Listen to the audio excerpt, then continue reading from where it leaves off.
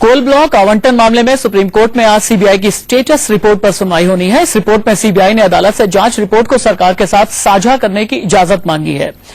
ऐसे में सबसे बड़ा सवाल यही है कि क्या इस घोटाले की जांच में जुटी सीबीआई को आजादी मिल पाएगी।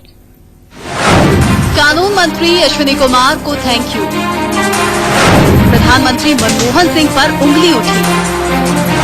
अब कोयला घोटाले की कालिख किस तक पहुंचेगी? देश के सबसे बड़े घोटाले में आगे क्या होगा और क्या इस घोटाले की जांच में जुटी सीबीआई को आजादी मिल पाएगी?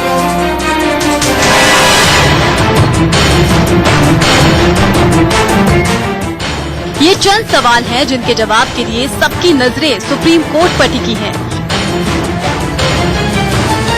देश की सबसे बड़ी अदालत अब तक की जांच पर दाखिल सीबीआई की रिपोर्ट पर सुनवाई करेगी। वैसे कोर्ट जिन मामलों पर गौर करने वाला है उनमें दो मोटी बातें हैं। पहले ये कि जस्टिस आर.एम. लोढ़ा की अध्यक्षता वाली बेंच सीबीआई की स्वायत्ता पर दाखिल मंत्रियों के समूह की सिफारिशों पर गौर करेगी। याद होगा आपको, कानून मंत्री अश्विनी कुमार की सीबीआई जांच रिपोर्ट के साथ छेड़छाड़ की बात खुलने पर कोर्ट ने सीबीआई को सरकार का तोता करार दिया था। दूसरी बात ये कि कोर्ट ने सरकार को सीबीआई को स्वतंत्र किए जाने को लेकर ठोस कदम उठाने का अल्टीमेटम दिया था। इसी पर केंद्र सरकार ने अपने हलफनामे में जीओएम की सिफारिशें सौंपी हैं, जिनमें सबसे मुख्य सीबीआई निदेशक की नियुक्ति और सीबीआई को वित्तीय स्वायत्ता दिए जाने से जुड़ी है। कोर्ट ने सीबीआई पर सरकार से जांच साझा करने पर पाबंदी लगाई थी, लेकिन पूरे विवाद में नया पेच सीबीआई ने अपने ताजा हलफनामे से जोड़ दिया है। सीबीआई का कहना है कि कोर्ट सरकार से जानकारी साझा करने पर लगी रोक हटाए, क्योंकि उसे मामले की जांच आगे बढ़ाने और सरकारी वकीलों से मुकदमे की बारीकियों पर चर्चा करने के लिए जांच साझा करनी पड़ती है। इस लिहाज से सुप्रीम कोर्ट में कोयला घोटाले की सुनवाई और अहम हो जाती है। आशीष सिन्हा के साथ आंचल आनंद, इंडिया न्यूज, दिल्ली।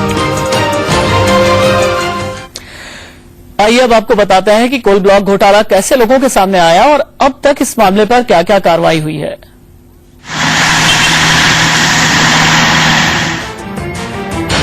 1,86,000 के कोयला घोटाले में सीबीआई ने अब तक 13 एफआईआर दर्ज की है।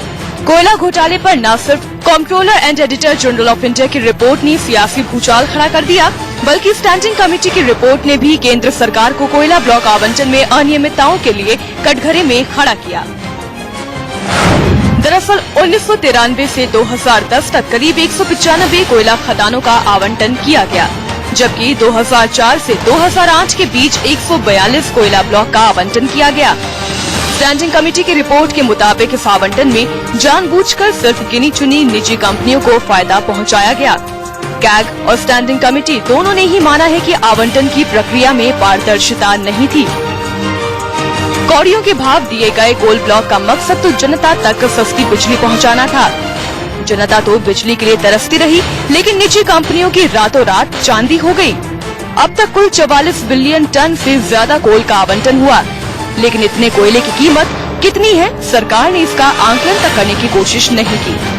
कैग ने तो यहाँ तक कहा कि कोयला मंत्रालय जानबूझकर कोयला खदानों की नीलामी को टालता रहा। उधर स्टैंडिंग कमेटी ने उन सभी खदानों के आवंटन को रद्द करने की सिफारिश की जिनमें खनन शुरू नहीं हुआ।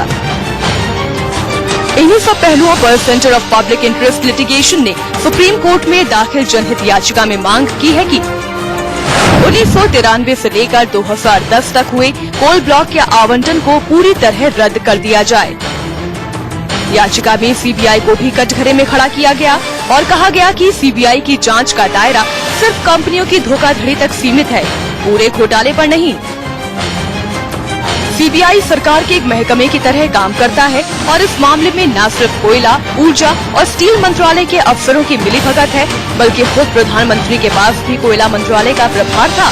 हालांकि कोर्ट की निगरानी में ही एक स्पेशल इन्वेस्टिगेटिव टीम का गठन हो।